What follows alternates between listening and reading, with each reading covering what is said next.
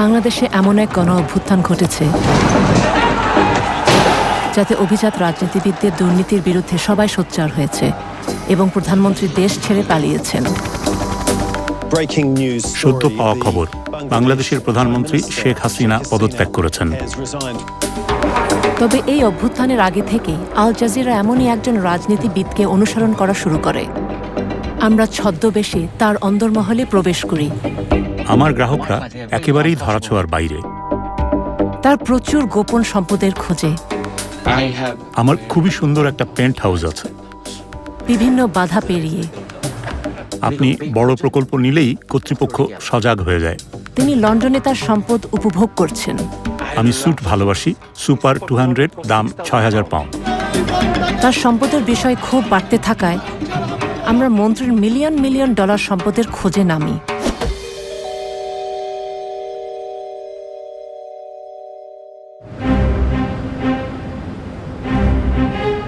অভ্যুত্থানের অনেক আগে আল জাজিরার আই ইউনিট একটা তথ্য পেয়েছিল। একজন বাংলাদেশি মন্ত্রী, যার বেতন কিনা মাত্র $13,000, তিনি ব্রিটেনে বিপুল সম্পদের এক সাম্রাজ্য গড়ে তুলেছেন। এই অভিযোগ অনুসন্ধানে আই ইউনিট একটি ছদ্মবেশী দল গঠন করে।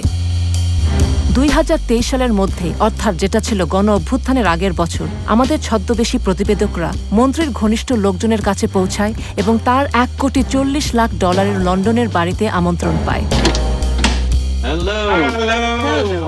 হ্যালো মিস্টার লি, প্লিজ আসুন, স্বাগতম। হ্যাঁ, এটা খুবই নিরিবিলি একটা বাড়ি। আমার নিরাপত্তার জন্য খুবই সুরক্ষিত এমন একটা বাড়ি প্রয়োজন ছিল। মোট কত তলা? 5 তলা। এটা আমাদের সিনেমা হল। এটা আমার নতুন রোলস।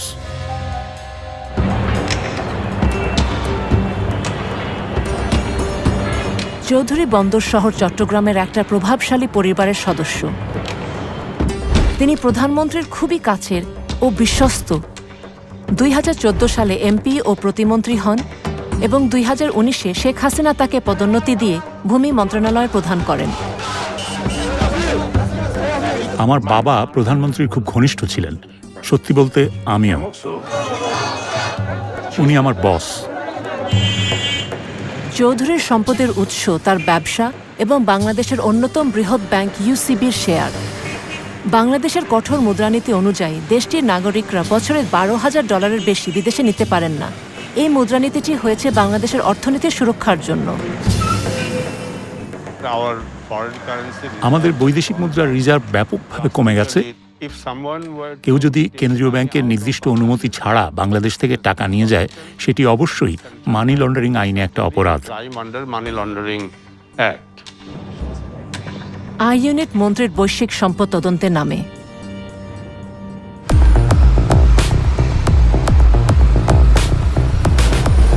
প্রথমে আই ইউনিট দেখার চেষ্টা করে মন্ত্রীর কী পরিমাণ সম্পত্তি ব্রিটেনে আছে। ফলাফল চমকে ওঠার মতো। চৌধুরী ডেভেলপারদের কাছ থেকে বাড়ি কেনার জন্য বেশ কিছু কোম্পানি তৈরি করেন। 2016 থেকে 2021 সালের মধ্যে তিনি যুক্তরাজ্যে 265টি বাড়ি কিনেছিলেন। তিনি প্রধানত বার্কলি গ্রুপের মতো শীর্ষ ডেভেলপারদের কাছ থেকে কিনেছেন। আপনাদের মন্ত্রীর ব্যবসা রয়েছে। হ্যাঁ, তিনি সম্পত্তির ব্যবসায় জড়িত। আবাসন সংকটের কারণে তিনি প্রচুর লাভ করেছেন। কিন্তু তার কেনাকাটা সেখানে থেমে থাকেনি। 2021 সালে চৌধুরী লন্ডনের এই বিলাসবহুল সম্পত্তি $1,60,00,000 কেনেন। চৌধুরীর বেশিরভাগ সম্পত্তি বাই টু লেট, যা তিনি লাভের জন্য ভাড়া দেন। এরপর 2022 সালে তিনি 89টি বাড়ি কিনলে মোট বাড়ির সংখ্যা দাঁড়ায় 360টি, যার বাজার মূল্য $25 কোটি। উনি একজন অত্যন্ত ধনী ও সুপরিচিত রাজনীতিবিদ। তিনি সরকারের মন্ত্রী এবং যুক্তরাজ্যের শত শত বাড়ি কিনেছেন। উনি সেই ব্যক্তি যিনি একটি অত্যন্ত দরিদ্র দেশের তথাকথিত নির্বাচিত গণতান্ত্রিক রাজনীতিবিদ। আন্তর্জাতিক দুর্নীতির সূচকে যে দেশটির অবস্থান অনেক উপরে, সেই বাংলাদেশের একজন বিশিষ্ট রাজনীতিক হিসাবে মিস্টার চৌধুরীর এস্টেট এজেন্ট, ব্যাংক, ঋণদাতা ও আইনজীবীদের কঠোর যাচাইয়ের মুখোমুখি হওয়ার কথা। উচ্চ পদস্থ রাজনীতিবিদ ও সরকারি কর্মকর্তাদের অ্যান্টি মানি লন্ডারিং আইনে উচ্চ দুর্নীতির ঝুঁকি হিসেবে বিবেচনা করা হয়ে থাকে। তাদের ধন সম্পদের উৎস চুরি হওয়া রাষ্ট্রীয় তহবিল অথবা সরকারি চুক্তি পাওয়ার জন্য প্রদত্ত ঘুষ হতে পারে। তাদের রাজনৈতিক ক্ষমতার অধিকারী ব্যক্তি পিইপি হিসেবে চিহ্নিত করা হয় এবং তাদের বাড়তি যাচাইয়ের প্রয়োজন হয়।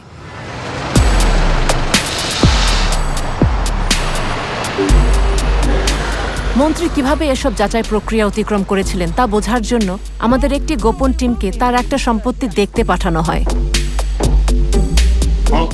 আমাদের গ্রাহকের লন্ডনে ৩০০টি বাড়ি আছে। উনি লেটিং এজেন্সি মুভিং সিটির একজন বিক্রয় এজেন্ট। তিনি লন্ডনে আসেন, কয়েকটি বাড়ি কেনেন, তারপরে চলে যান। লকডাউনের সময় তিনি যুক্তরাজ্যে নতুন বাড়ি কেনার জন্য ২০ কোটি পাউন্ড ব্যয় করেন। আমরা পরীক্ষা করেছি যে চৌধুরী বাংলাদেশের বাইরে তার যে সম্পত্তি রয়েছে সেটি বাংলাদেশের ট্যাক্স কর্তৃপক্ষের কাছে এবং নির্বাচনী হলফনামায় ঘোষণা করেছেন কিনা। তিনি করেননি।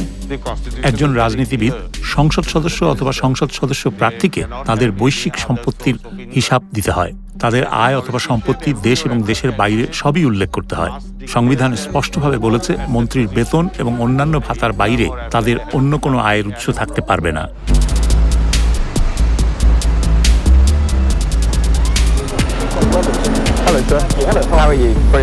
আমরা যেমনটা ভেবেছিলাম, এজেন্টটি আমাদের তার বসের সাথে পরিচয় করে দিতে চাইল।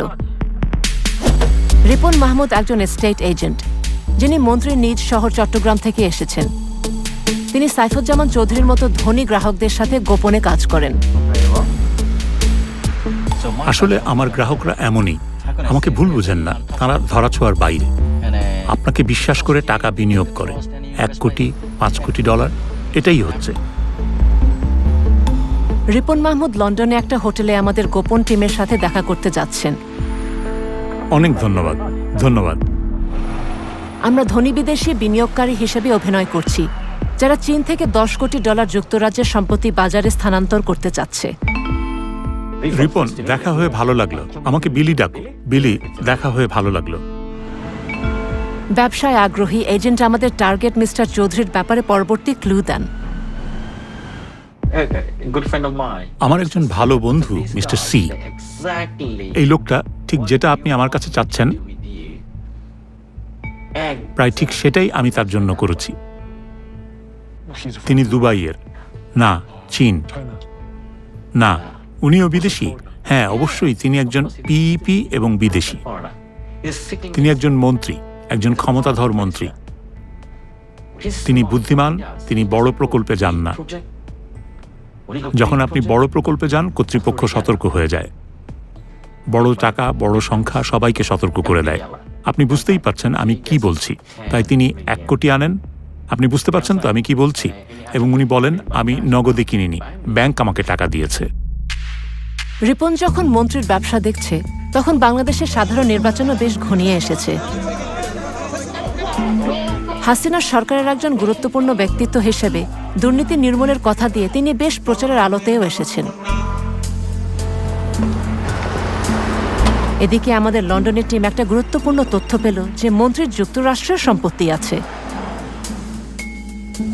সেখানে তিনি ৯টি বিলাসবহুল অ্যাপার্টমেন্ট কিনেছেন, ৫টি নিউ ইয়র্কের প্রধান এলাকায় এবং আরও ৪টি নদীর ওপারে নিউ জার্সিতে। আরও কয়েক দফা সাক্ষাতের পর রিপন আমাদের কাছে স্বীকার করলেন যে তার সবচেয়ে বড় গ্রাহক মন্ত্রী চৌধুরী। আমার সবচেয়ে বড় গ্রাহকদের একজন আগামীকাল শহরে আসছেন। উনি বাংলাদেশ থেকে আসছেন। তিনি ভূমিমন্ত্রী। তিনি তোমার গ্রাহক? হ্যাঁ, আমি ৪ বছর আগে তার জন্য সবকিছু সেট আপ করেছি। এখন প্রতি বছর সে আমার মাধ্যমে প্রায় ১০ কোটি ডলারের বেশি বিনিয়োগ করে। মন্ত্রী বাংলাদেশে ফেরত যাওয়ার আগে তার সাথে আমাদের দেখা করতে হবে।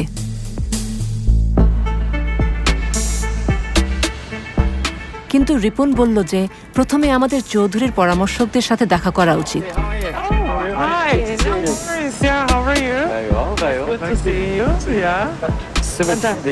প্রথমে আমরা মন্ত্রীর আইনজীবীর সাথে দেখা করলাম।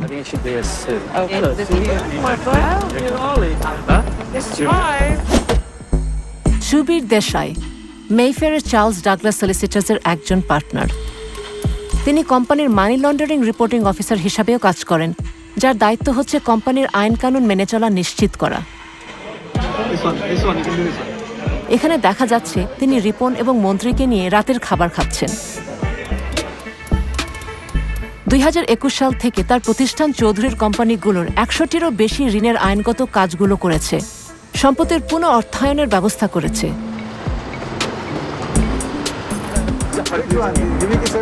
এরপর রিপন আমাদের পরিচয় করিয়ে দিলেন রাহুল মার্ডির সাথে, যিনি এশিয়ার অন্যতম বৃহৎ ব্যাংক ডিবিএস এর ব্যক্তিগত সম্পদ ব্যবস্থাপকদের একজন। রিপন বলেন, চৌধুরীকে ব্যাংকে গ্রাহক করায় রাহুল কিছু চ্যালেঞ্জের সম্মুখীন হয়েছিলেন, যা ব্যাংকিংয়ের ভাষায় নতুন গ্রাহকের যাচাই বাছাইয়ের প্রক্রিয়াকে বোঝায়। মিস্টার চৌধুরী, ডিবিএস তাকে গ্রাহক করতে পারেনি, তার স্ত্রীকে করেছে। সিঙ্গাপুরের ব্যাংক তারা খুবই কড়া, নিষিদ্ধ সীমা অতিক্রম করে তাকে তারা অন্তর্ভুক্ত করতে পারেনি, কারণ তিনি একজন পিইপি। তবে 2024 জানুয়ারির মধ্যে ডিবিএস মন্ত্রীর কোম্পানিগুলোকে 20টি ঋণ দিয়েছিল, যা তার সাম্রাজ্যকে অর্থায়নে সহায়তা করেছে। অবশেষে রিপন আমাদের ছদ্মবেশী দলকে ব্রিজ ফাইন্যান্স ঋণদাতা মার্কেট ফাইন্যান্সিয়াল সলিউশনের সিইও পারেশ রাজার সাথে পরিচয় করিয়ে দিলেন। মেফেয়ারের এই ঋণদাতা মন্ত্রীর জন্য শত শত ঋণের ব্যবস্থা করে দিয়েছেন। আসলে আপনি এখানে যা দেখছেন সেটা এক ধরনের সহায়তা নেটওয়ার্ক। স্পষ্টতই এই নেটওয়ার্ক ব্যবহার করে মন্ত্রী তার জাল ছড়িয়েছেন। রিপনের নেটওয়ার্কের মধ্যে সেই ডেভেলপাররাও রয়েছে যারা মিস্টার চৌধুরীর কাছে সম্পত্তি বিক্রি করেছে। চৌধুরী তার প্রায় 1/4 সম্পত্তি, 80টিরও বেশি, ব্রিটেনের শীর্ষ নির্মাতা বার্কলে হোমস থেকে কিনেছেন। আমরা রিপনের সাথে বার্কলের বিপণন অনুষ্ঠানে একজন নতুন ছদ্মবেশী রিপোর্টার পাঠাই, এটা জানতে যে কিভাবে মন্ত্রীর মতো পিইপিরা বার্কলের মাধ্যমে এত সম্পদ কিনে থাকেন। আমি বার্কলের সাথে খুব ঘনিষ্ঠভাবে কাজ করি। আমি চেয়ারম্যান, ম্যানেজিং ডিরেক্টর সবার সাথে পরিচিত, কারণ বার্কলে গ্রুপের সাথে আমি অনেক লেনদেন করি। বার্কলে জানে আমি বেশিরভাগ পিইপিকে বার্কলেতে নিয়ে গিয়েছি। তারা জানে আমি কিভাবে কাজ করি। যদি আপনি তাদের কাছে যান, তারা বলবে উনি একজন পিইপি, সুতরাং আমরা এটা করতে পারবো না। কিন্তু আমার মাধ্যমে গেলে আমি তাদেরকে এমনভাবে উপস্থাপন করি যে তারা না করতে পারেন না। আমাদের ছদ্ম পরিচয়ের আলোচনায় মন্ত্রী সম্পর্কে আরও একটি তথ্য মেলে। আমি বেশ কিছু পিইপির সাথে কাজ করি। তাদের একজন মন্ত্রী এশিয়ার, তার 300-রও বেশি বাড়ি আছে এবং আমি দুবাইতে এগুলো তার জন্য কিনেছি।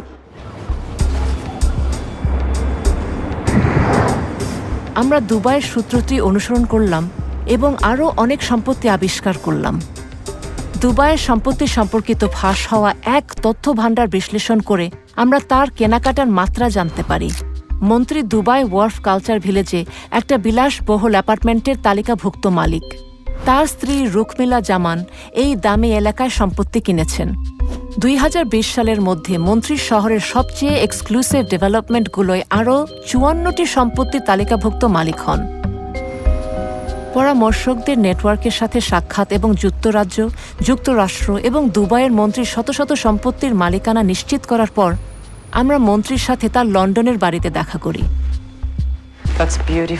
তিনি কি আমাদের কাছে প্রকাশ করবেন তিনি কিভাবে বিদেশে তার সম্পদের সাম্রাজ্য গড়ে তুলেছেন? মিস্টার সি সম্পত্তিতে বিশ্বাস করেন, সেটাই তার ব্যবসা। তিনি তার সব লাভ দুবাই আর লন্ডনে বিনিয়োগ করেছেন। লন্ডনে আপনার কতগুলো সম্পত্তি আছে? আমার একটা ভালো পোর্টফোলিও আছে এবং দুবাইয়ে আমার একটা পোর্টফোলিও আছে। আমি ডাউনটাউনে সেরা সম্পত্তি পেয়েছি, দুবাই মলের কাছে অপেরা এলাকায়। আমার একটা খুব সুন্দর পেন্ট হাউস আছে, কিন্তু আমি একটা ভিলাও কিনেছি যার একটা ব্যক্তিগত উপর হ্রদ আছে, সব কিছু আছে। এটা খুব সুন্দর। আমার সিঙ্গাপুর, মালয়েশিয়ায় বাড়ি আছে, নিউ ইয়র্ক, ম্যানহাটনে আমার সম্পত্তি আছে, খুব সুন্দর। মাঠ পর্যায়ে গোপন ফিক্সারের প্রয়োজনীয়তা তিনি ব্যাখ্যা করলেন। আপনি লন্ডন এবং যুক্তরাজ্যে যে সব সম্পত্তি কিনেছেন সেগুলো সবই কি রিপনের মাধ্যমে? ও আমার প্রধান লোক, ও আমার ভাই। আমি অন্য কারোর সাথে কাজ করি না, আমি ওকে বিশ্বাস করি। তিনি স্বীকার করলেন যে প্রধানমন্ত্রী শেখ হাসিনা তার গোপন সম্পদের বিষয়ে জানতেন। তিনি জানেন আমার এখানে ব্যবসা আছে। আমরা জানতে চেয়েছিলাম তার যথেচ্ছ খরচের যোগান আসে কোত্থেকে। পারেশ রাজাকে মনে আছে, যার সাথে আমরা আগে দেখা করেছি? পরেশ আছে, তার বেশ টাকার জোর আছে। আপনি তাকে ভালোভাবে জানেন? হ্যাঁ, অবশ্যই। তিনি আমাকে অনেক টাকা ঋণ দেন। ও, আপনি তাহলে তার সাথে কাজ করেছেন? পরেশ ওনাকে প্রায় $10 কোটি ঋণের ব্যবস্থা করে দিয়েছে। তিনি আমাকে $10 কোটি ঋণের ব্যবস্থা করে দিয়েছেন। পরেশ ব্যাংকিং সেকশনে আছে। মিস্টার সি একজন শক্তিশালী বন্ধু। যে কোনো সমস্যা হলে উনি সাথে সাথে এগিয়ে আসেন। তারপর রাজনীতিবিদ আরও গুরুত্বপূর্ণ বিষয়ের দিকে মনোযোগ দিলেন। আপনার জুতা আমার খুব ভালো লেগেছে। হ্যাঁ, দারুণ জুতা। কোন ব্র্যান্ডের? Taylor made. আমারও টেইলর মেড পছন্দ। আমি হ্যারোডসেও অর্ডার দিয়েছি, কাস্টম মেড। 4 মাস সময় লাগে। আমি কিনেছি। প্রতিটি 3000 পাউন্ডের বেশি। প্রতি জোড়া? 3000 পাউন্ড প্রতিটি। এগুলো কি জুতা?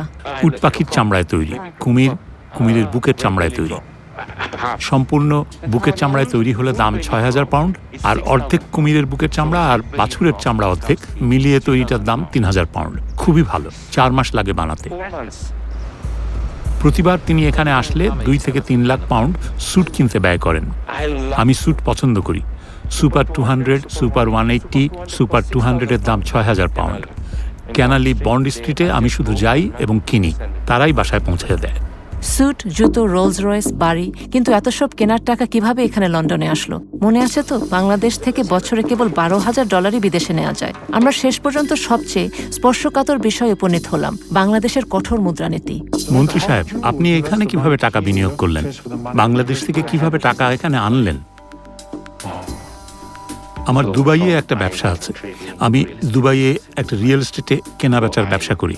তাই আমি দুবাই থেকে এখানে টাকা আনি এবং তারপর এখান থেকে একটা ঋণ নেই। কিন্তু টাকা কিভাবে দুবাইতে এলো সেটার ব্যাখ্যা করেছে রিপন। কিন্তু তার দুবাইয়ের ওই কোম্পানিগুলোকে তিনি ব্যবহার করেন তার বাংলাদেশি কোম্পানিগুলোর সাথে লেনদেনে। হ্যাঁ, ট্রেডিং ও অন্যান্য সব কাজ। বাংলাদেশের আর্থিক কর্তৃপক্ষের বোধহয় এ বিষয়ে পর্যালোচনা করা উচিত। যখন আমরা আমাদের বানানো গল্পটা বললাম যে আমাদের চীন থেকে $10 কোটি স্থানান্তর করতে হবে, তখন মন্ত্রী আমাদেরকে একটা দারুণ লোভনীয় প্রস্তাব দিলেন। দুবাইয়ে আমার একজন আছেন। আমি তাকে জিজ্ঞেস করতে পারি তিনি চীনে টাকা নিয়ে দুবাইতে দিতে পারবেন কিনা।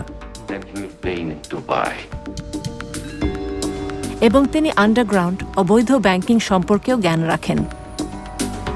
দুবাইয়ে আমার যে লোক আছে সে আপনাকে টাকা দিতে পারবে। আমার তাকে জিজ্ঞেস করতে হবে কত টাকা। আপনি $10 কোটি ব্যবস্থা করেন, এটা কোনো ব্যাপারই না। নগদ সে আপনাকে দুবাইতে দিতে পারবে। আমি যদি তাকে বলি, দেখেন দুবাইতে আমি আপনাকে $10 কোটি দেব, আপনার প্রতি আমার পরামর্শ হবে ধীরে ধীরে টাকা চীন থেকে বের করা, আস্তে আস্তে বিভিন্ন চ্যানেলের মাধ্যমে, সরকারি চ্যানেলে না। পরে অবশ্য একটু ভেবে নিয়ে তিনি সহায়তা করতে অস্বীকার করেন। আপনি এতে জড়াবেন না। না, আমি পারবো না, কোনোভাবেই না। সে তোমার সাথে শুধু বন্ধু হিসাবে কথা বলছে। আমার মনে হয় না, যদি এটা সঠিক চ্যানেল না হয়। তিনি জড়িত হতে পারবেন না, আমি জড়িত হতে পারবো না, কোনোভাবেই না। কেন্দ্রীয় ব্যাংক টের পেয়ে যাবে। যখনই সময় পান আমার এখানে এসেন, আমরা কথাবার্তা বলবো।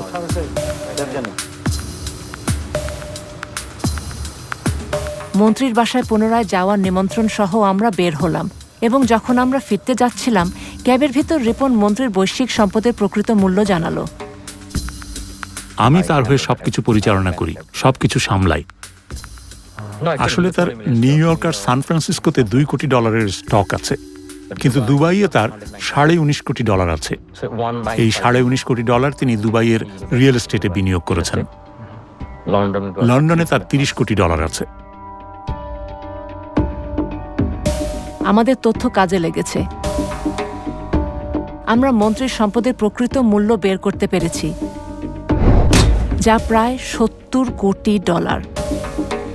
কিন্তু একটা চূড়ান্ত চমক তখনও বাকি ছিল। সর্বশেষ কোম্পানি হিসাবে দেখা গেছে যে চৌধুরী তার নিজের কোম্পানিগুলো থেকে নিজে 4,70,00,000 পাউন্ড বা $6,20,00,000 ঋণ নিয়েছেন। কিন্তু এসবের কিছুই চৌধুরী বাংলাদেশের আয়কর কর্তৃপক্ষের কাছে প্রকাশ করেননি। একজন আইনজীবীর মতে বিষয়টি তাকে ব্রিটেনেও সমস্যায় ফেলতে পারে।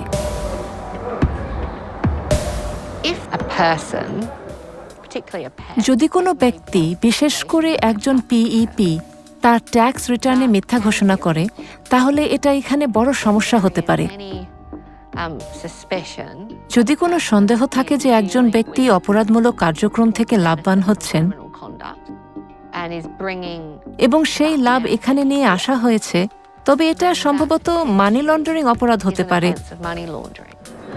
এমনকি যদি সম্ভাব্য অপরাধমূলক কার্যক্রম অন্য দেশেও ঘটে থাকে। রিপনের সাথে যখন আমাদের শেষ সাক্ষাৎ হয়, তখন তিনি তার গ্রাহককে সাবধান করে বলেছিলেন যে যদি সে তার চৌধুরী সম্পদ লুকিয়ে না রাখেন, তবে বিপদ হতে সময় লাগবে না। আমি গত 3 বছর ধরে তাকে বারবার বলেছি, আমি বলেছি তোমার কাছে 30 কোটি, 60 কোটি, 70 কোটি পাউন্ডের সম্পদ আছে, তুমি কি পাগল? সে আমার সাথে রোলস রয়েস জুতা নিয়ে কথা বলে। তুমি তো তার উত্তেজনা দেখেছ। সে একটা অবুঝের মতো করছে। তোমার সমস্যা কি? কি তোমার সমস্যা? গত কয়েক মাস ধরে আমি তাকে বকাঝকা করছি। আমার গালির জন্য দুঃখিত। আমি বলেছি, এবং তোমার জন্য পুরো পরিবার।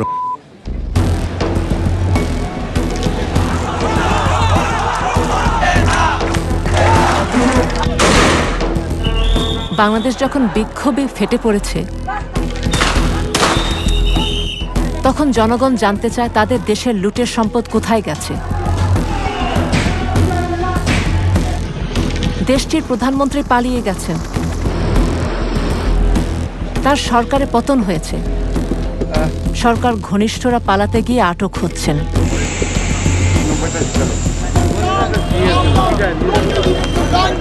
ইউসিবি ব্যাংকের বাইরে বিক্ষোভ হয়েছে। শেয়ার হোল্ডাররা বলছে চৌধুরীরা ব্যাংকটি লুট করেছে। এর কিছুদিন পরেই কেন্দ্রীয় ব্যাংক ব্যাংকটির গ্রাহক এবং ব্যাংকটির অস্তিত্ব রক্ষার প্রয়োজন উল্লেখ করে বাংলাদেশের কর্তৃপক্ষ চৌধুরীর ব্যক্তিগত ও ব্যবসায়িক ব্যাংক অ্যাকাউন্টগুলো মানি লন্ডারিং আইন অনুযায়ী স্থগিতের নির্দেশ দিয়েছে। দুর্নীতি বিরোধী নজরদারি সংস্থাগুলো বলছে চৌধুরীদের এসব কাজে সতর্ক ধ্বনি বাজছে। এটা সত্যি যুক্তরাজ্যের জন্য একটা সতর্ক সংকেত হওয়া উচিত। আমাদের যে ফাঁকফোকরগুলো রয়েছে, আমাদের বিধিমালার দুর্বলতা, এবং যদি আমরা লন্ডনকে দুর্নীতিগ্রস্ত এলিটদের কেন্দ্রে পরিণত হওয়া বন্ধে সত্যি সিরিয়াস হই, তাহলে আমাদের আরও শক্তিশালী বিধিমালা এবং তার কার্যকর প্রয়োগ থাকতে হবে। এবং পশ্চিমা দেশগুলোকে অর্থ পাচার রোধে আরও শক্ত ভূমিকা নিতে হবে। উন্নয়নশীল দরিদ্র দেশের সম্পদ সে দেশের মানুষের উন্নয়নে সে দেশেই থাকা উচিত।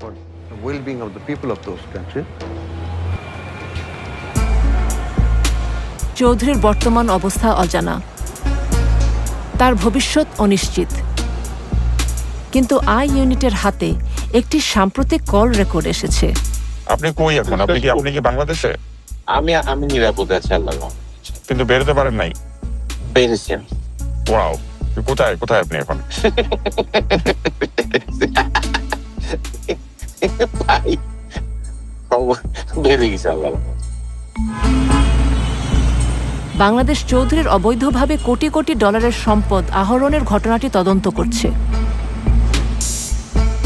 Charles Douglas solicitors LLP, market financial solutions, Paresh Raja DBS bank, Barclay group, moving city estate agent Ripon Mahmud বলেছে যে তারা পিইপিদের জন্য বর্ধিত প্রয়োজনীয় ব্যবস্থাদি সহ আইন দ্বারা প্রয়োজনীয় সমস্ত অর্থ পাচারি রোধে যাচাই পরিচালনা করেছে।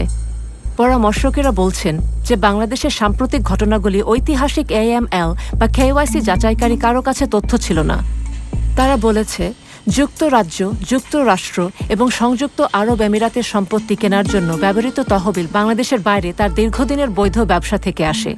রিপন মাহমুদ এবং মুভিং সিটি এস্টেট এজেন্টরা বার্কলে গ্রুপে ফেপস পরিচয় করিয়ে দেওয়ার বিষয়টি অস্বীকার করেছেন। মিস্টার চৌধুরী বলেছেন যে তিনি বাংলাদেশের সকল কর আইন মেনে চলেন এবং তার ব্যবসায়িক লেনদেন বৈধ। যুক্তরাজ্য, যুক্তরাষ্ট্র এবং সংযুক্ত আরব আমিরাতের সম্পত্তি কেনার জন্য ব্যবহৃত তহবিল বাংলাদেশের বাইরে তার বৈধ দীর্ঘস্থায়ী ব্যবসা থেকে এসেছে। তিনি বলেন, তার বিরুদ্ধে তদন্ত রাজনৈতিক উদ্দেশ্য প্রণোদিত।